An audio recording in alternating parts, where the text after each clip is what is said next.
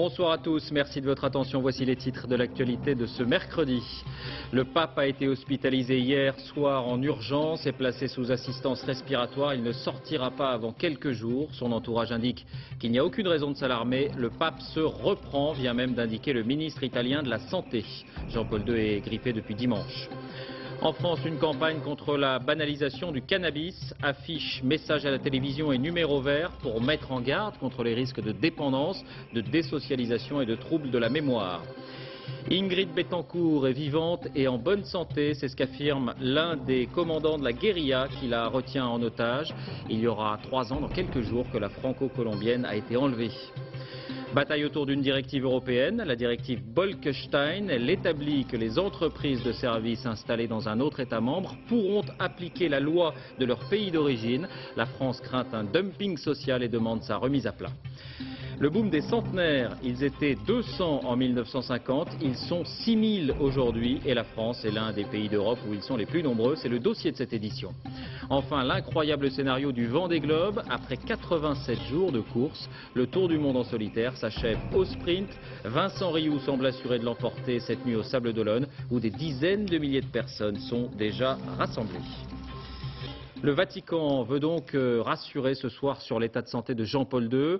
L'alerte a été réelle et pour la première fois depuis 8 ans, il a dû être hospitalisé. Le pape, déjà affaibli, vous le savez, par la maladie de Parkinson, souffre d'une grippe et ses problèmes respiratoires se sont aggravés hier soir. Sur place à Rome, Isabelle Stess. C'est la dernière apparition publique de Jean-Paul II. Dimanche, lors de l'Angélus sur la place Saint-Pierre, le pape garde le sourire malgré son air fatigué et sa voix pratiquement inaudible. Le pape a la grippe comme des millions d'Italiens, dit-on alors au Vatican. Mais dès le lendemain, toutes ces audiences sont annulées. C'est en urgence que Jean-Paul II est hospitalisé hier soir pour des complications respiratoires. Rien ne filtre alors que se presse la foule devant les grilles de l'hôpital Gemelli. Au petit matin, le porte-parole du Vatican se veut rassurant.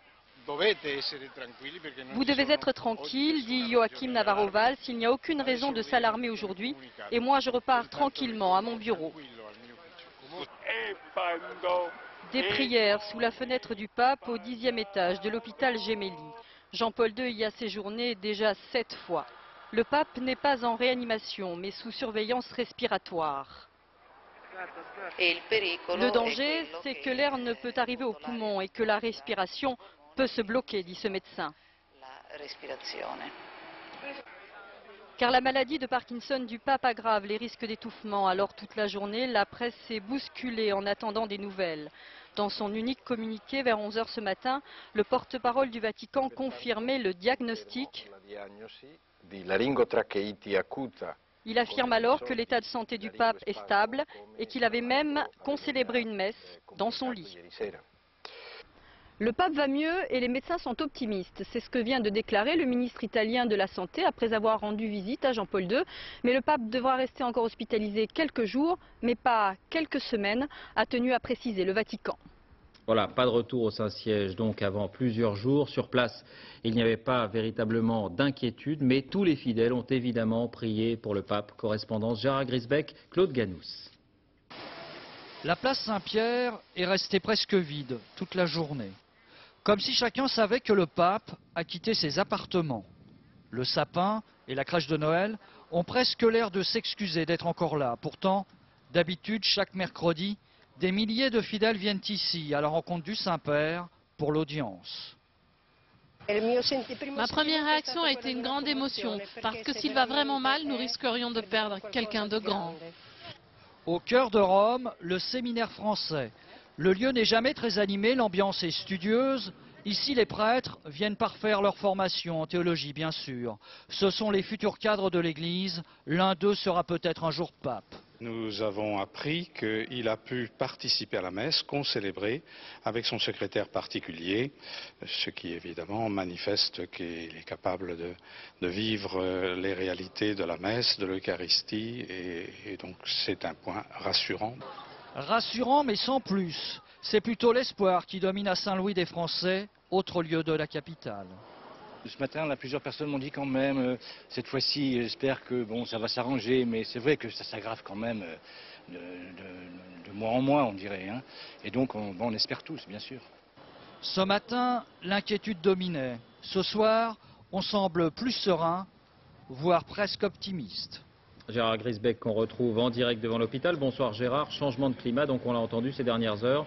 On semble plus tranquille là-bas.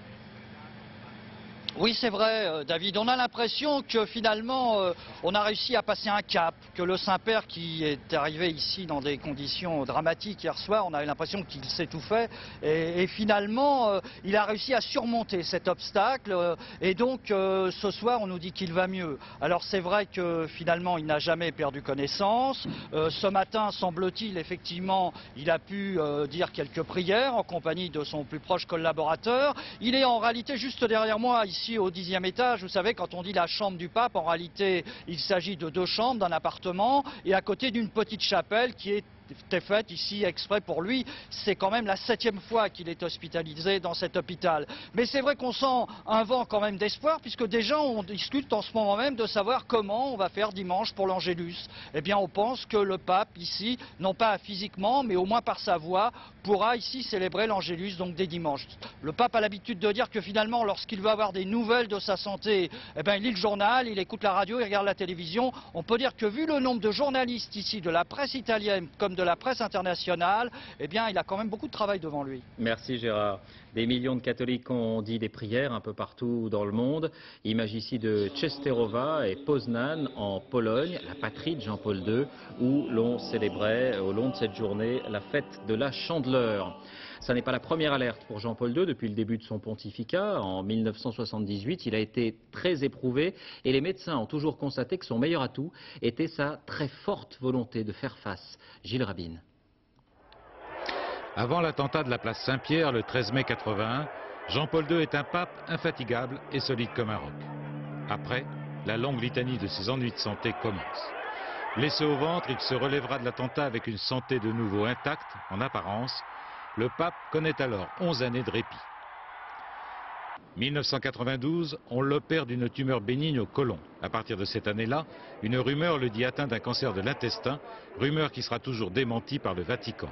1993, nouvelle opération pour une luxation à l'épaule. 1994, c'est plus grave. Jean-Paul II s'est fracturé le col du fémur, il sera hospitalisé pendant 6 semaines. À son retour, tout a changé. Les fidèles découvrent un pape amaigri, voûté et diminué. Un homme qui a brusquement vieilli et qui a du mal à marcher.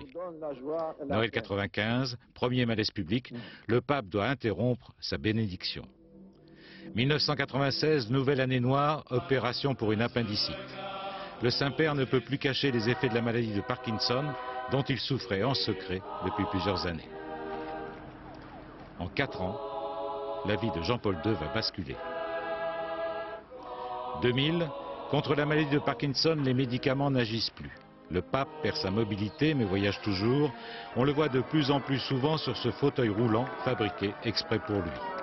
Il perd peu à peu l'usage de la parole et ses discours sont plus rares et de plus en plus souvent inaudibles. À notre époque, je le sens avec émotion que la tête de terme de mon pèlerinage.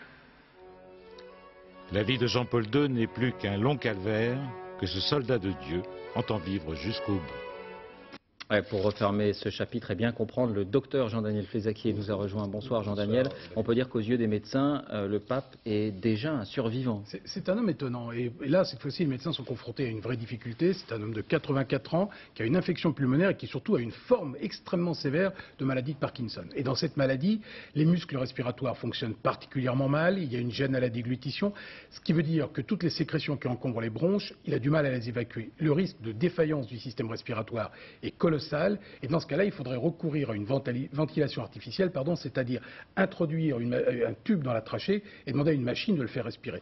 Sauf que chez des malades atteints de maladie de Parkinson, faire cette technique fait courir un risque énorme. Donc on prend cette décision en dernière limite. Mais la chance, je dirais la chance de Jean-Paul II, c'est qu'il est pris en main par l'équipe du professeur Antonelli, qui est une des meilleures équipes au monde en matière d'assistance respiratoire. Et ils utilisent une technique qui est très peu agressive, très peu invasive. Là, avec ces médecins, on ne met pas de tube dans la trachée artère, ils utilisent un masque, un système de masque avec une pression très élevée qui envoie beaucoup d'oxygène et qui en même temps humidifie les sécrétions. Et cette technique a permis à de nombreuses équipes à travers le monde de permettre à des patients extrêmement fragiles et en grande détresse respiratoire de surmonter des épisodes qui auraient pu en fait les tuer.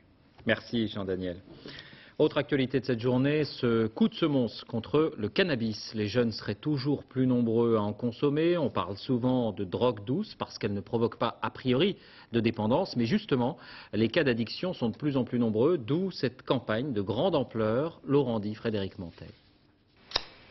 Pétard, chichon, cigarette qui fait rire, une image plutôt festive et des a priori positifs sur le cannabis que voudrait casser le ministère de la Santé.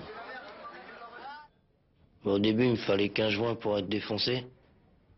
Après, je me suis mis à fumer tout le temps. Les gens ils disent qu'on ne peut pas devenir dépendant. Mais au bout de 2 ans, moi, je vois bien que je ne peux pas passer une journée sans. Dépendance, repli sur soi, isolement, le cannabis est une réalité. En France, selon l'Observatoire français des drogues, il y aurait 850 000 consommateurs réguliers de cannabis, dont 450 000 usagers quotidiens. Du côté des jeunes, à 18 ans, c'est un garçon sur 5 qui consomme régulièrement du cannabis. Dès 17 ans, un jeune sur 2 en aurait déjà fumé. Nous avons en même temps des demandes de plus en plus importantes au secours de la part de ces adolescents qui se rendent compte qu'il y a quelque chose qui ne va pas chez eux. Je vois plus que ceux qui fument, ceux que j'ai connus par rapport au shit en fait. Pour cela, le ministère a prévu un numéro d'appel, la ligne Écoute Cannabis, ainsi que 250 centres de consultation. Objectif, aider ceux qui veulent en finir avec le cannabis. On évoquait les conséquences, troubles de la mémoire et du comportement, mais aussi altération des facultés au volant, par exemple. Voici le témoignage d'une mère. Sa fille de 17 ans est morte dans un accident de voiture. Le chauffeur avait fumé plusieurs joints. Fanny Auvergne, Pierre Bonde-Joseph. Sabrina, elle était naïve, Sabrina. Elle voyait pas le danger, elle, Sabrina. Impossible pour cette mère de 4 enfants d'accepter le décès de la petite dernière, Sabrina, 17 ans. En mai dernier, Sabrina et 2 de ses amis perdent la vie dans un accident de voiture sur cette départementale. Ils étaient 4 à bord, seul survivant, le conducteur. Il roulait à 150 km/h et surtout sous l'emprise du cannabis. Celui-là, je lui en veux beaucoup. Hein. Ils se croient, je sais pas, ils se disent après tout, pourquoi pas essayer? Puis ils se croient invincibles, après ils sont accros, comme on dit si bien. Depuis l'accident, le conducteur se tait. Du coup, la famille en est réduite à spéculer sur les effets du cannabis le jour de l'accident. Je sais même pas ce que je crois, parce qu'en fait, pour moi, c'est pas possible. Pour moi, déjà, il a pas essayé de freiner. Ça, c'est une quasi-certitude. Parce que ça aurait marqué sur la route. Ou alors, pour l'espace d'une seconde, il est parti. Il était plus là, qu'en fait. Et puis quand il est revenu, il était trop tard, quoi.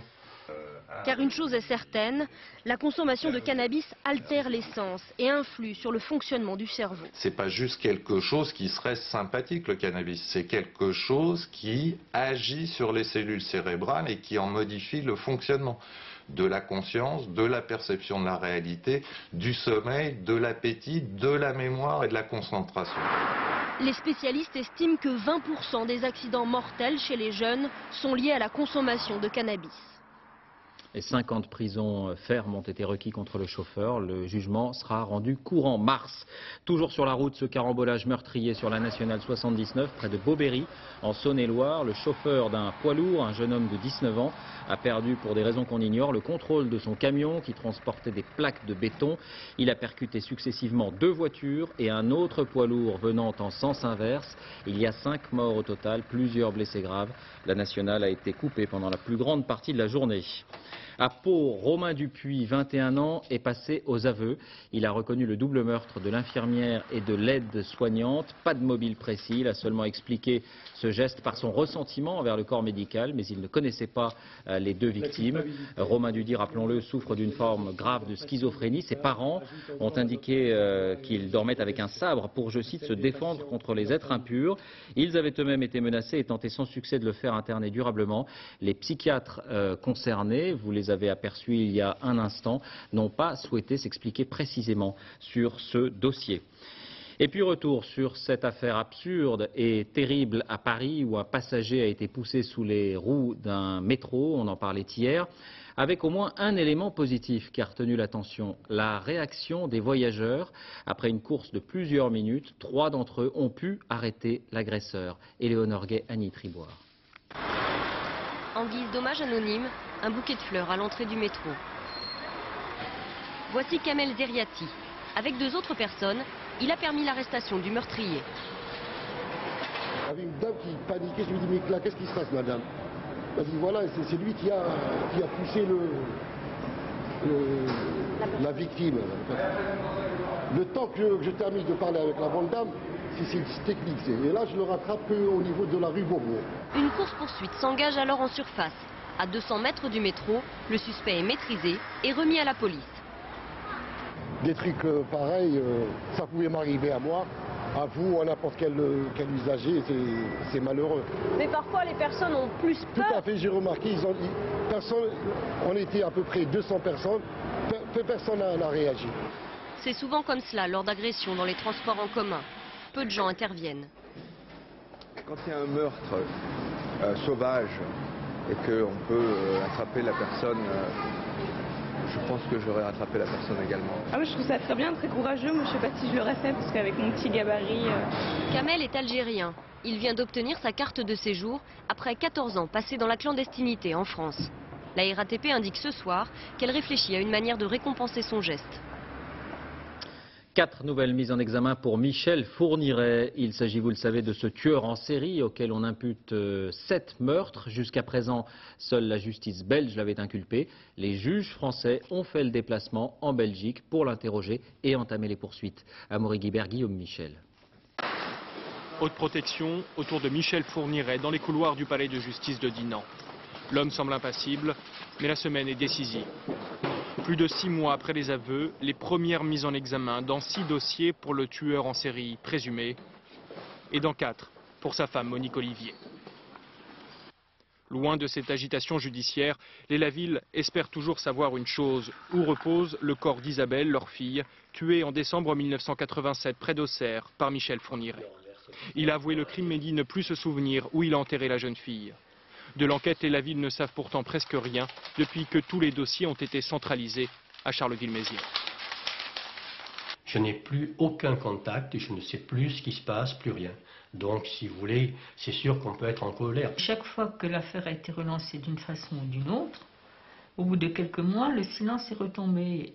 Et c'est très difficile à gérer. Les victimes ne sont pas oubliées, répond le procureur de Charleville-Mézières, qui promet de ne pas perdre de temps. Je me suis engagé, et nous sommes engagés en France, à juger Fourniret et Olivier dans un délai extrêmement court, compte tenu du nombre et de la complexité des dossiers, c'est-à-dire un délai de 18 mois. Les yeux masqués, comme le veut la procédure belge pour les détenus dangereux, Michel Fourniret regagne sa prison.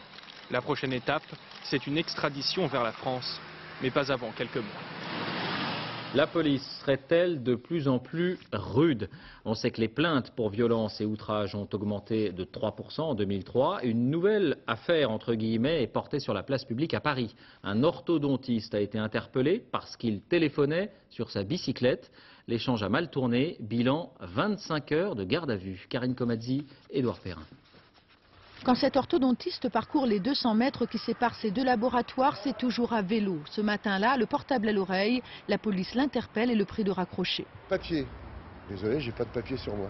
Et là, il me dit, bon, vous allez nous suivre au commissariat pour contrôle d'identité. Je dis, attendez, non, franchement, je peux quand même avoir un peu de délai. Arrivé au commissariat du 14e arrondissement, l'imprudent cycliste appelle son épouse pour récupérer ses papiers. Erreur. Là-dessus, il se jette sur moi, il me tord le bras en arrière, il m'arrache mon portable. Les 2 autres arrivent, il y en a un qui me bloque la tête et le 3e me prend, sort des menottes, m'attache, me prend le poignet comme ça, m'attache en me serrant super fort la menotte et la 2e partie de la menotte accrochée sous une barre, sous un banc. Et je suis resté comme ça pendant un temps fou. Menotté, fouillé, photographié, Claude Canton est placé en garde à vue. Il en sort 25 heures plus tard, poursuivi pour rébellion. Depuis 5 ans, les relations se dégradent entre les citoyens et leur police. En 2003, les plaintes pour violences policières ont augmenté de 3%. Même constat côté policier. Plus 2,93% pour les violences à agents. Une tendance qui se confirme en 2004. Nos collègues sont confrontés tous les jours. Je rappelle les milliers d'interventions qui existent tous les jours.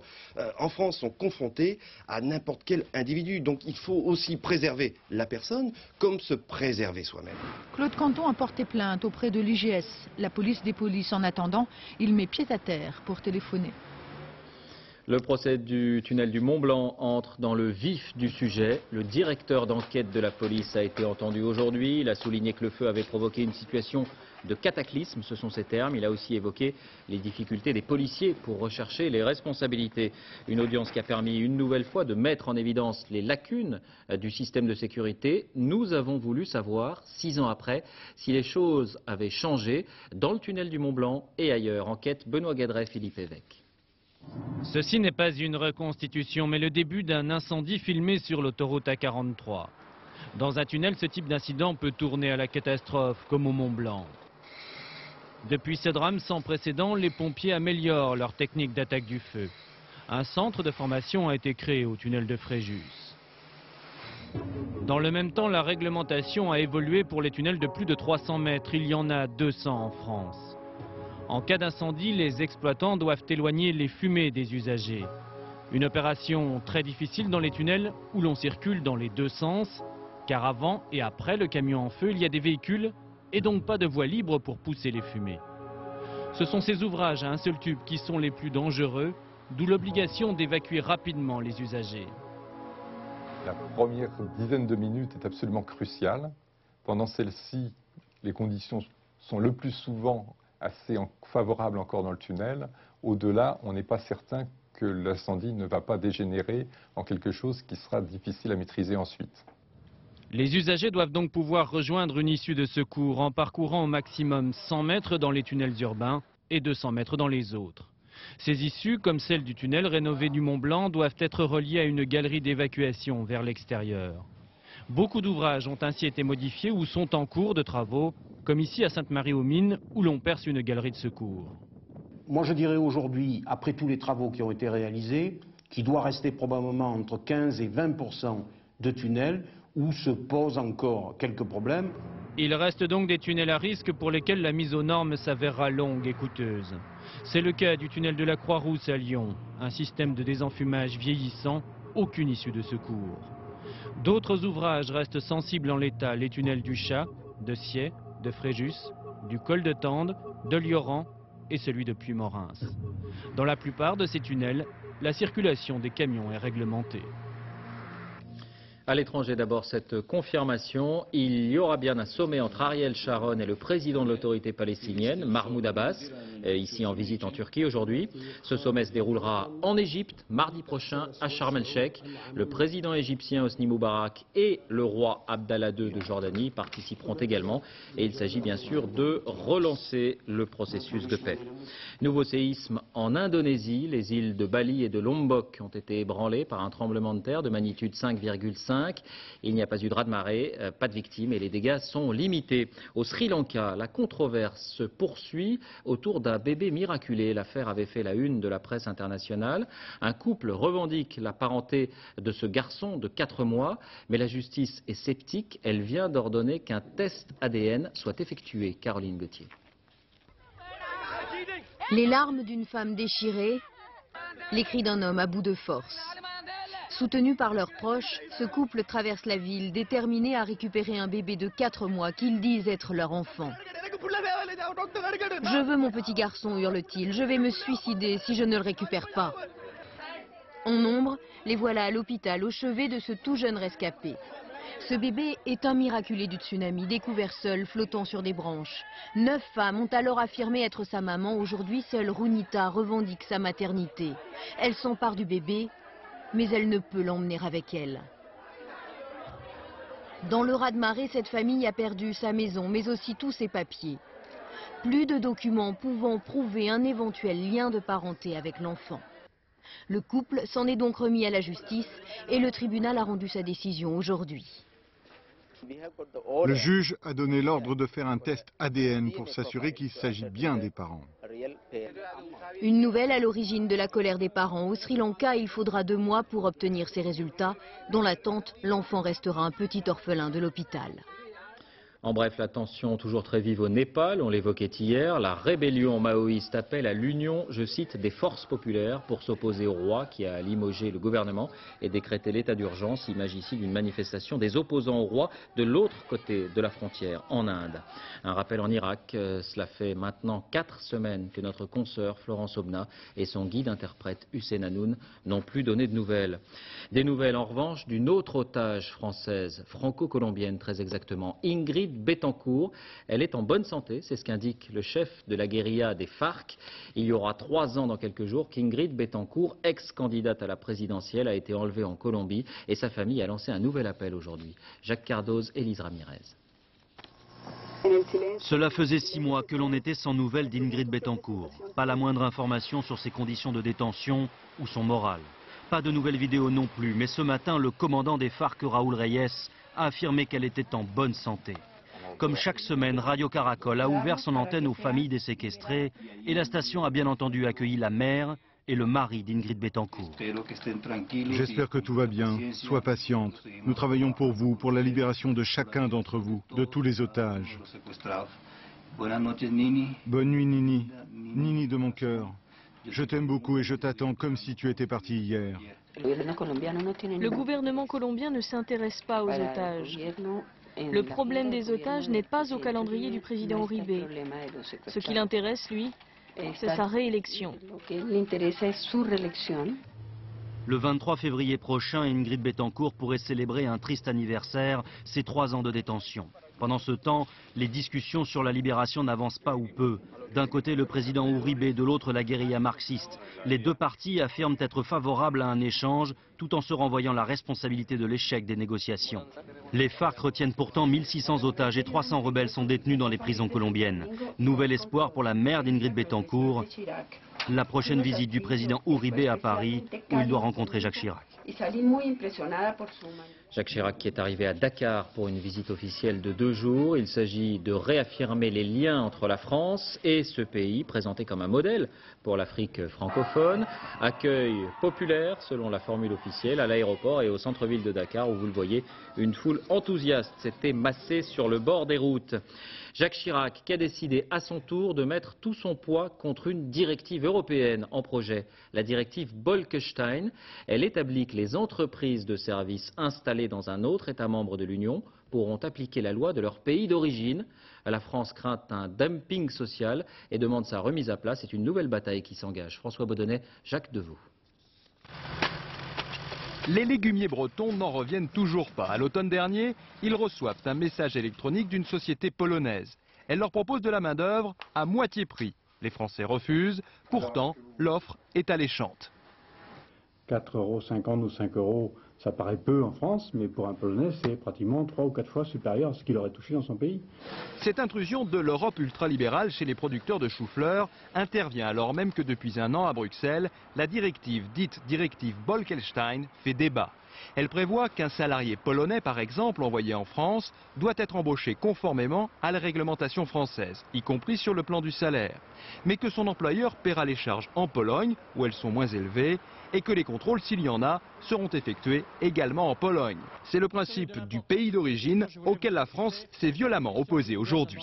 Cette directive est inacceptable. Nous prendrons tous les moyens pour nous opposer à cette directive. C'est le message qu'a donné Monsieur le Président de la République ce matin au Conseil des ministres. En fin d'après-midi, sous la pression conjointe de l'Allemagne et de la Belgique, Bruxelles préfère alors faire machine arrière sur cette directive. Comme elle était, elle n'aurait pas de succès. Et ce que je veux, c'est des résultats concrets. C'est pourquoi la Commission aujourd'hui a accepté à l'unanimité de faire quelques changements, adaptations. Des changements dont l'objectif principal est d'éviter une crise ouverte avant la tenue du référendum sur la Constitution européenne. Une énorme affaire de contamination à l'hépatite C. Un médecin bordelais, un phlébologue, est accusé par 170 anciens patients d'avoir provoqué leur contamination. Apparemment, il ne stérilisait pas les seringues. Le docteur Jean Marteau, c'est son nom, est entendu en ce moment même et pourrait être mis en examen dans la soirée. Correspondance Francis Mazoyer, Damien Augerolles. Voici le docteur Marteau, convoqué par le juge avec son épouse. 170 anciennes patientes l'accusent de les avoir contaminées à l'hépatite C. Qu'allez-vous dire au juge, docteur Marteau? Aucun commentaire. Et pourtant, comme celui de Patricia Larnaudy, 43 ans, les témoignages sont édifiants. La vie de cette femme bascule il y a 5 ans. Un banal contrôle médical, l'hépatite C est détectée. Aujourd'hui, elle dénonce le manque d'hygiène lors de consultations pour ses varices dans les années 80. Les draps étaient tachés de sang. C'était déjà maculé de sang, ils ne nettoyaient pas, il fallait se rallonger dessus. C'était vraiment un manque d'hygiène total. Il rentrait avec sa seringue toute prête pour vous piquer. Il sortait de chez la patiente d'à côté, il venait vous piquer avec la même seringue et ainsi de suite. Il sortait de mon box pour aller piquer la dame d'à côté. En 2002, le docteur Jean Marteau avait été radié par le Conseil de l'Ordre. Ces pratiques jugées irresponsables. En clair, il aurait dû utiliser des seringues jetables et cesser de stériliser en chauffant. Je n'avais pas d'autre solution de stérilisation. C'était à chaleur. Je l'ai appliqué. C'est ce qui se pratiquait couramment dans C'était exactement ce qui se pratiquait couramment. La seringue, il faut la stériliser à 180 degrés pendant 2 heures. Il n'avait pas assez de seringues. Il n'y en a pas le 10e de ce qu'il aurait dû avoir. Tous les cas d'hépatite C n'auraient pas été recensés. Selon la DAS, plus d'1 millier de patients pourraient avoir été contaminés au cabinet de ce médecin bordelais.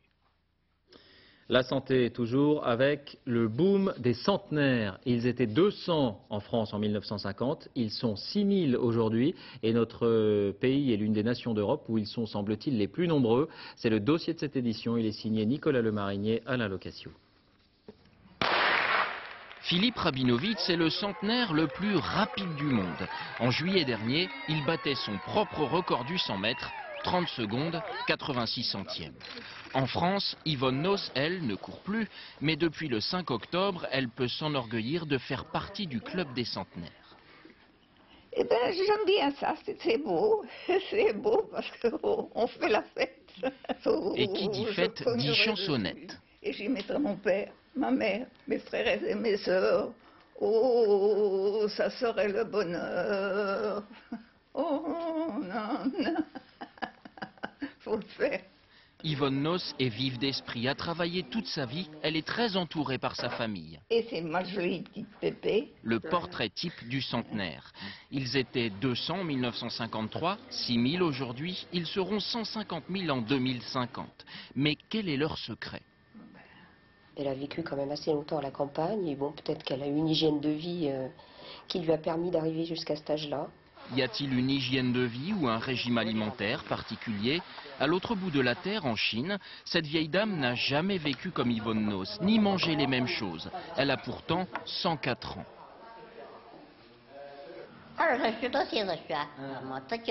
Ma vie a été très dure, surtout entre 20 et 30 ans. J'allais même mendier dans la rue. Y a-t-il une explication génétique? Jeanne Calment, l'Arlésienne aujourd'hui décédée, a rappé jusqu'à l'âge de 122 ans. Mon organisme n'a pas bougé depuis ma naissance. Vous entendez ce que je vous dis? Cette longévité exceptionnelle s'expliquerait par la présence d'un gène de robustesse, un gène qui ralentirait le vieillissement.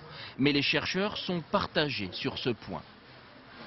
Certains pensent que l'horloge biologique est bloquée à 120 ans. On a un exemple qui est celui de Jeanne Calment. Par contre, d'autres disent qu'il n'y a aucune limite et qu'effectivement, mais ça, c'est une histoire de spécialistes et là, on n'en sait rien pour le moment. Bonjour Madame Bouvard. Le secret des centenaires est encore mal connu. Mais une chose est sûre, grâce à la médecine et à la prévention, ils sont de plus en plus nombreux à voir reculer leur dernière heure. Voilà, chacun de nous pourra y arriver, encore faut-il le souhaiter. L'environnement, nouvelle alerte à la pollution près de Marseille. Autour de cette énorme décharge à ciel ouvert dont nous parlions récemment, eh bien, les vents violents ont à nouveau dispersé des milliers de sacs plastiques sur la campagne avoisinante. Les canaux sont entièrement recouverts, un spectacle qui révolte les amoureux de la région. On les comprend. Sur place, Yannick Aroussi, Benoît Jourdan. Bienvenue dans la plaine de l'Accro, le pays du mouton et du Mistral. Des sacs plastiques échappés de la décharge d'Entresaint envahissent près de 200 hectares. Sous l'effet du vent à plus de 110 km/h et de l'accumulation des sacs, les filets de protection de 6 mètres de hauteur se sont arrachés, laissant le passage aux ordures. Je suis en colère pour regarder comment c'est le canal là. C'est sale, dégueulasse. C'est pire que les poubelles. Le canal qui irrigue la plaine jusqu'en Camargue est souillé pour la deuxième fois depuis novembre. Le maire d'Istres, la commune polluée, avait alors porté plainte contre la communauté urbaine de Marseille qui entrepose ici 1400 tonnes de déchets par jour. Visiblement, au pays de Mistral, le poète, lorsque le Mistral souffre, eh bien, les élus de villes voisines continuent à jeter leurs déchets de n'importe quelle façon dans la nature, de préférence chez les autres. C'est désolant, la colère et la désolation, voilà. 21 personnes employées par la communauté urbaine procèdent au nettoyage. La semaine prochaine, de nouveaux filets, que l'on espère plus solides, devraient arriver avant le début de travaux de réhabilitation pour 54 millions. Nous engageons des travaux extrêmement importants puisqu'on va réaliser un nouveau casier d'exploitation et surtout un centre de mise en balle où l'ensemble des ordures seront traitées avant d'être enfouies dans un local fermé. Une solution malgré tout provisoire, l'autorisation d'exploitation de cette décharge à ciel ouvert expire en 2006. L'environnement encore avec la protection des marais et des mangroves. C'est aujourd'hui la journée mondiale des zones humides. Près de 1500 sites sont déjà protégés par un label international. Il s'agit de protéger la faune, la flore et les caractéristiques de ces milieux. En France, 2 nouvelles localités pourraient grossir la liste d'ici la fin de l'année. Laurence Decherve, Zidenberkus. Qu'elle soit sous forme de lac, d'étang, de marais ou de simple mare, ici elle est partout. En Champagne humide, l'eau est chez elle et les animaux aident à la préserver. Ces chevaux polonais et ces vaches écossaises empêchent la végétation de proliférer. On fait appel à des chevaux qui, eux, vont manger l'arbre à la base. Hein. Dès qu'il commence à sortir, le cheval va manger, va rogner cet arbre, ce qui fait qu'il va lui couper sa progression naturelle. Dans le parc régional de la forêt d'Orient, il faut gérer 73 étangs, pour la plupart privés. Pierre en possède 3 et n'hésite pas chaque jour à mettre la main dans la vase. Moi, je dirais qu'il faut écouter l'étang. Et écouter l'étang, c'est vivre tous les jours à côté. J'ai la chance d'être en retraite, de pouvoir le faire. Donc pour moi, je pense que qu'il y a des gens qui gardent les vaches. Moi, je suis le gardien des étangs. De nombreux poissons, comme les brochets, sont introduits chaque année dans ces étangs. C'est possible que vous fassiez une étude de la qualité de l'eau. Un équilibre fragile qu'il faut préserver en éliminant le trop-plein d'arbres envahissants comme les saules. Alors, si on s'occupe plus d'un étang comme celui que vous avez derrière moi, en 70-100 ans, l'étang va se transformer en forêt. Comme la Champagne, 22 zones humides sont protégées en France. Ici, 270 espèces d'oiseaux trouvent refuge, comme les grues cendrées, de passage dans le paysage champenois. Sport, le superbe final du Vendée Globe. Après 87 jours de course, le Tour du Monde en solitaire s'achève presque au sprint. Vincent Rioux semble maintenant assuré de l'emporter cette nuit au Sables d'Olonne. Des dizaines de milliers de personnes sont déjà rassemblées là-bas. Envoyés spéciaux Manuel Tissier, Bruno Vignet. C'était il y a quelques heures. Vincent Rioux à l'approche des Sables d'Olonne. Les derniers 1000 marins de celui qui sera vers minuit le 5e vainqueur du Vendée Globe. 87 jours, seul autour de la planète. Rioux n'est pas fâché d'écrire l'épilogue de l'aventure. Ça va être sympa de revoir la Terre et puis même si on aime bien ces petites balades en solitaire, je pense pas qu'on soit fait pour faire ça toute notre vie, donc on va retourner à une vie, je dirais, un peu plus normale, une vie de terrien, hein, parce que les hommes sont quand même des terriens, même si de temps en temps ils s'aventurent sur les mers. À la base on est des terriens, donc je vais retrouver mon milieu naturel et c'est vrai que c'est sympa. Bonjour Vincent. Vincent Rioux va donc vaincre les océans et Jean Le Cam. Leur duel aura animé toute la course. Ils ont même navigué bord à bord après 20 jours de mer. 2 marins au caractère bien différent. Après 19 jours, je retrouve mon duel. Malgré les coups durs et la domination de Le Cam dans le Pacifique, Vincent Rioux va patiemment tracer sa route. 2e au Cap Horn, il prend le commandement de la course peu après et ne le lâchera plus. Ce soir, sur le ponton, les supporters de Vincent Rioux ont pris position. Le breton de l'Auxudie va battre de près de 6 jours le record de l'épreuve dès son premier Vendée Globe. Il m'a épaté complètement. Une force de caractère, une sérénité pendant toute la course, des choix qu'il n'a jamais remis en cause et qui lui ont coûté pourtant. Sauf accident, Rioux coupera la ligne d'arrivée dans moins de 3 heures. Jean Le Cam, lui, touchera terre demain en fin de matinée. Si vous êtes loin de Paris et que vous souhaitez connaître les endroits à la mode, voir un spectacle, boire un verre ou dîner, eh bien en voici un. Il est très connu, mais il a fait peau neuve, le théâtre du rond-point des Champs-Élysées, théâtre mais aussi restaurant. Son directeur Jean-Michel Ribes assure l'ambiance. Sophie Jouve, Éric Delagneau. Tu viens ou tu viens pas? On t'attend, Bibou. Jean-Michel Ribes, un directeur de théâtre, ou plutôt un capitaine de navire, une hôtesse. Jean-Marie Bessé.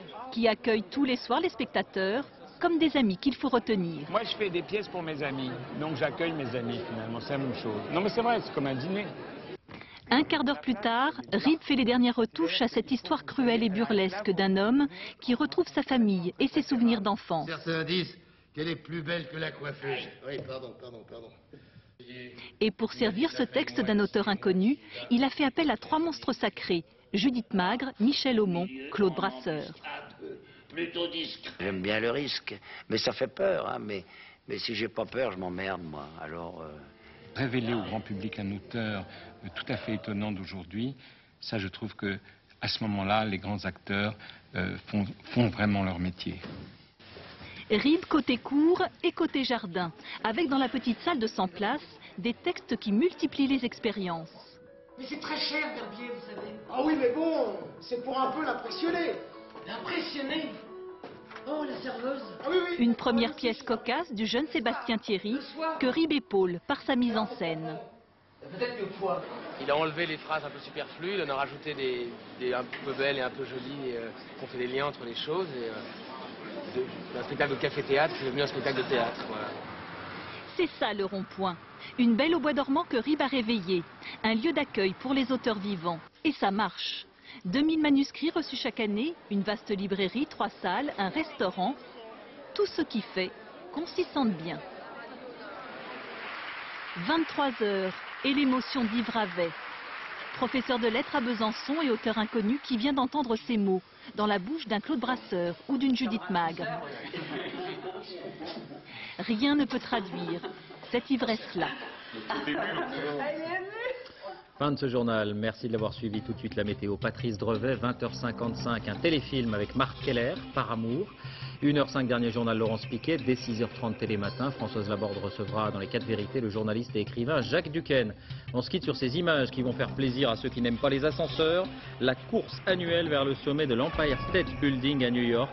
86 étages en un peu plus de 10 minutes pour le vainqueur, un Autrichien de 33 ans. Et sachez-le, le plus âgé des 139 participants est presque centenaire. Il a 93 ans, le voici.